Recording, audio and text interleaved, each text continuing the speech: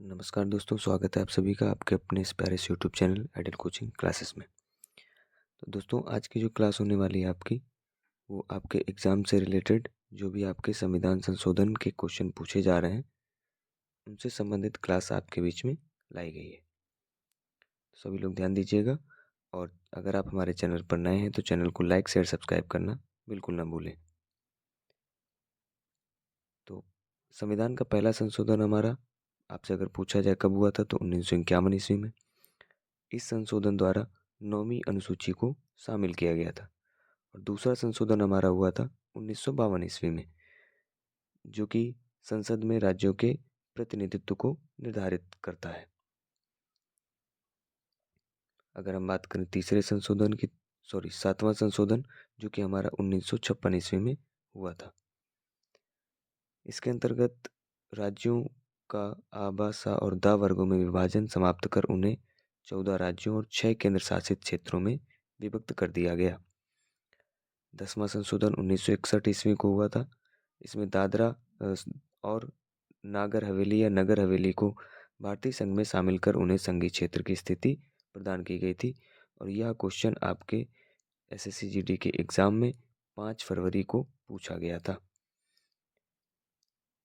बात करें अगर अगले संशोधन की, वो है 12वां संशोधन, 1962 में हुआ था। प्रमुख संशोधन इसमें लाए गए हैं, जिसमें कि आपका गोवा, दमन और दीव का भारतीय संघ में एकीकरण किया गया था 1962 में। 12वां संशोधन। 13वां संशोधन भी 1962 में हुआ था। इसमें एक नया अनुच्छेद 371 आ जोड़ा गया, जिसमें नागालैंड के प्रशासन के लिए कुछ विशेष प्रावधान किए गए। 1 दिसंबर 1963 को नागालैंड को एक राज्य की स्थिति प्रदान कर दी गई। अगला था 14वां संशोधन, जो कि 1963 को हुआ था।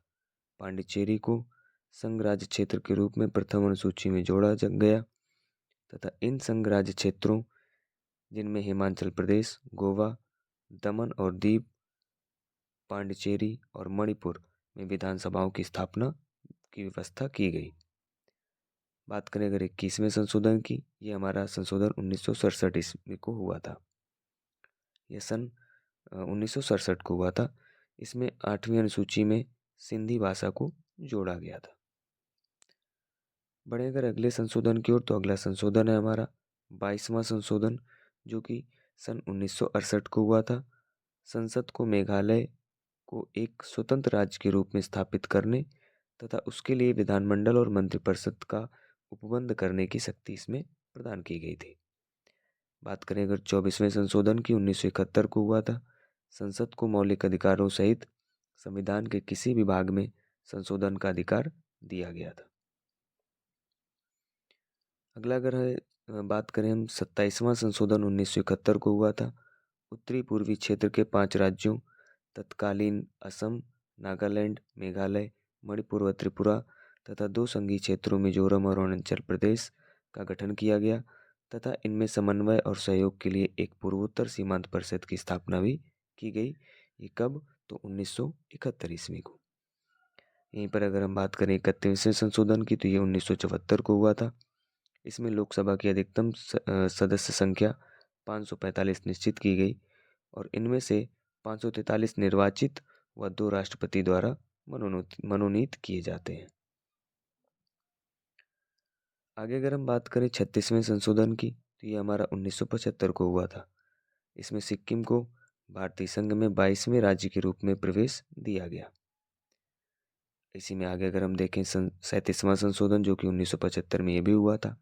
इसके अंतर्गत अरुणाचल प्रदेश में व्यवस्थापिका तथा मंत्रिपरिषद की स्थापना की गई। अगला आता है हमारा 42वां संशोधन, जो कि 1976 में लागू हुआ। इसे लघु संविधान या मिनी कॉन्स्टिट्यूशन की संज्ञा भी प्रदान की गई। आपसे क्वेश्चन पूछा जा सकता है कि लघु संविधान या मिनी कॉन्स्टिट्यूशन की संज्ञा किसे और कब प्रदान की गई? तो 42वें संशोधन को प्रदान की गई और 1976 में प्रदान की गई। इसके द्वारा संविधान की प्रस्तावना में धर्मनिरपेक्ष, समाजवादी और अखंडता शब्द जोड़े गए। इसके द्वारा अधिकारों के साथ साथ कर्तव्यों की व्यवस्था करते हुए नागरिकों के 10 मूल कर्तव्य निश्चित किए गए। इसी के अंतर्गत अगर हम बात करें तो लोकसभा तथा विधानसभाओं के कार्यकाल में 1 वर्ष की वृद्धि की गई। नीति निर्देशक तत्वों में कुछ नवीन तत्व जोड़े गए। इसके द्वारा शिक्षा, नापतोल, वन और जंगली जानवर तथा पक्षियों की रक्षा ये विषय राज्य सूची से निकालकर समवर्ती सूची में रख दिए गए। यह व्यवस्था की गई कि अनुच्छेद 352 के अंतर्गत आपातकाल संपूर्ण देश में लागू किया जा सकता है या देश के किसी एक या कुछ भाग के लिए संसद द्वारा किए गए संविधान संशोधन को न्यायालय में चुनौती देने से वर्जित कर दिया गया। ये सारी चीज़ें आपकी इसी संशोधन के अंतर्गत आती हैं, जो कि आपका 42वां है। बात करते हैं 44वां संशोधन की, जो कि 1978 में हुआ था। संपत्ति के मूलाधिकार को समाप्त करके इसे विधिक अधिकार बना दिया गया। लोकसभा तथा राज्य विधानसभाओं की अवधि पुनः 5 वर्ष कर दी गई। राष्ट्रपति, उपराष्ट्रपति, प्रधानमंत्री और लोकसभा अध्यक्ष के चुनाव विवादों की सुनवाई का अधिकार पुनः सर्वोच्च तथा उच्च न्यायालय को ही दे दिया गया। इसके बाद इसी में मंत्रिमंडल द्वारा राष्ट्रपति को जो भी परामर्श दिया जाएगा, राष्ट्रपति मंत्रिमंडल को उस पर दोबारा विचार करने के लिए कह सकेंगे। लेकिन पुनर्विचार के बाद मंत्रिमंडल राष्ट्रपति का जो भी परामर्श देगा, राष्ट्रपति उस परामर्श को अनिवार्यतः स्वीकार करेंगे। बात करें अगर इसी में अगले पॉइंट की, वो ये था कि व्यक्ति के जीवन और स्वतंत्रता के अधिकार को शासन के द्वारा आपातकाल में भी स्थगित या सीमित नहीं किया जा सकता आदि।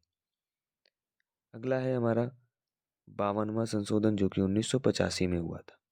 इस संशोधन द्वारा संविधान में 10वीं अनुसूची जोड़ी गई। इसके द्वारा राजनीतिक दल बदल पर कानून रोक लगाने की चेष्टा की गई है। बात करें अगर 55वें संशोधन की, ये 1986 में हुआ। अरुणाचल प्रदेश को भारतीय संघ के अंतर्गत राज्य का दर्जा प्रदान किया गया। अगला है 56वां संशोधन, जो कि 1987 को हुआ। इसमें गोवा को पूर्ण राज्य का दर्जा देने, दमन व दीव को नया संघीय क्षेत्र बनाने की व्यवस्था की गई। अगला है 61वां संशोधन, जो कि 1989 को हुआ था। इसमें मताधिकार के लिए न्यूनतम आवश्यक आयु 21 वर्ष से घटाकर 18 वर्ष कर दी गई।